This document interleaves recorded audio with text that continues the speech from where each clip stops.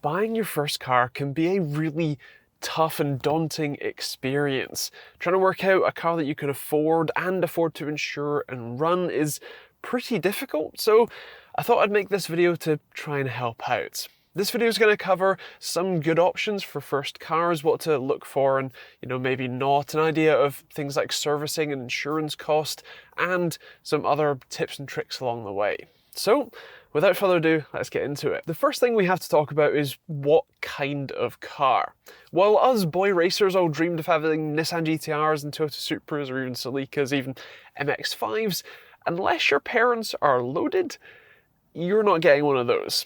The insurance cost alone, even on an MX-5, is astronomical for anyone under like 25, so it's probably best to steer clear, and even things like 100,000 plus mile BMW 3 Series probably aren't a great option either. What you're looking for is something small, cheap and economical. And I know that doesn't sound overly fun, but trust me, whatever you have as a first car, it's going to be incredibly fun to drive and toss around in the streets, and because it's going to be relatively low horsepower, it's more difficult to get into trouble with it than something like this. You'll also ideally want to be looking for a manual, at least if you're here in the UK, as especially if you're buying it before you get your license and you're using it to practice or to just get your license at all, you will want a manual, as you don't really want the automatic only license.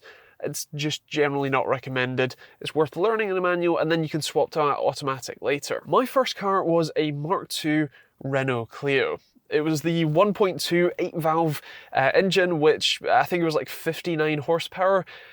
Don't get me wrong, it was a terrible car. They decided that the clutch pedal needed to be connected to the clutch cable via a nylon ball and a metal socket, which in the winter when it gets cold, the metal shrinks but the nylon doesn't, and you put your foot on the clutch pedal and clock, you now don't have a clutch, and it literally just dumped the clutch in traffic. Yeah. Terrible design. Also, the head gasket failed at 40,000 miles, which was like 650 quid to replace. So yeah, it was a bit of a pain. But the thing is, it was so much fun to toss it around. It was so much fun to just be out on the roads in general. And it was honestly possibly the perfect first car, at least for me at that time where I was, all that sort of stuff. Cars like the Clio, or now the Twingo is the more size comparative car. Things like a Ford Fiesta or a Ford Ka, although just to make it clear, I despise the Ford Ka. It is a terrible driving experience, and also they designed it so that the rain that falls on the windscreen goes straight into the top of the front suspension towers, which then rusts them. Yeah, I don't know who designed that, but maybe steer clear of that one. Even things like, I don't know, Seat Ibiza, Toyota Aygo, even like Honda Jazz or Honda Civic might be decent options.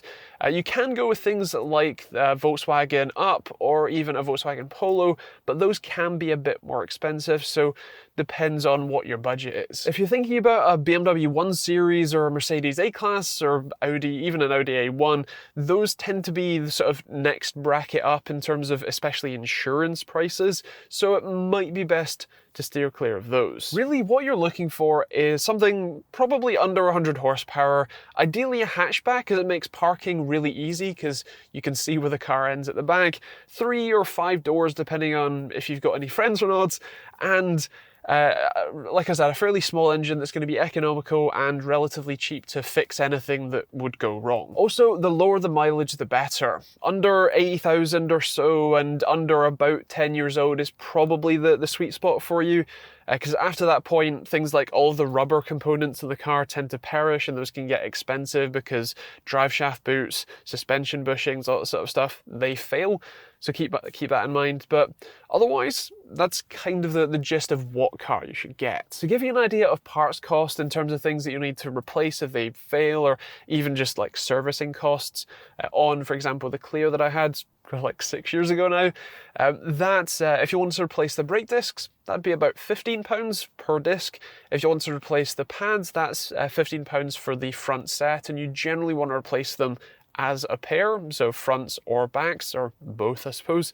If you wanted to do an oil change, that's about £30 for the fluid and another £5 for the oil filter. And in terms of the engine oil filter, those are £5 or £10, and the cabin filter is about the same. Things like tyres are also something you need to keep in mind, as those wear out the more you drive it, but those start from about £40 on those sorts of cars and then can go up to astronomical prices if you want to get, you know, the sportiest, stickiest rubber for whatever very silly reason. Other than that, those are the sort of main maintenance costs, and bear in mind all the prices that I've mentioned here are if you go and buy the parts and fit them yourself. If you want a garage to do it, you're probably going to be doubling the prices I've quoted, give or take. In terms of insurance, that varies a whole lot based on every single imaginable factor, like which car you want, which model it is, which specific variant of the model it is, and what engine it has, where you live, what your gender is, what age you are when you actually start driving, or what age you are when you want to insure it. Even things like where you live and where you're going to keep the car all matter, so I can't really give you too much of an idea about that, but for context, my Clio's first year insurance when I got my full license was £1,080. Yeah, that's pretty expensive, but that's actually not too expensive considering the quotes that I was getting at the time, and even if you were to quote it now, it's not insane, which is kind of terrifying. Now, with that said, I highly recommend that you use websites like Compare the Market or whatever other insurance comparison sites you want to use before you even think about calling to go visit a car.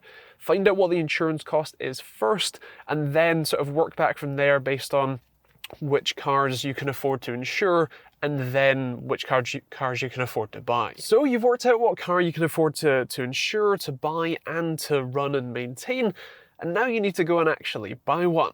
Now, happily, I've already done a full video on how to inspect and buy a used car. It'll be up in the cards or on the end cards as well. So feel free to check that out for some more advice on that topic. But otherwise, that's kind of it. I would love to hear your thoughts in the comments down below, especially if you've, been long past the point of buying your first car. Any advice that you would give to any newcomers into the car, buying and driving world. And I would love to hear what your first car was as well. Otherwise, that is pretty much it from me. Feel free to check out some of the links in the description if you want to support the channel, including, of course, hitting that subscribe button. And like I said, feel free to check out the videos on the end card, including how to buy a used car as well. Otherwise, thanks for watching. Hope you enjoyed it. We'll see you on the next video.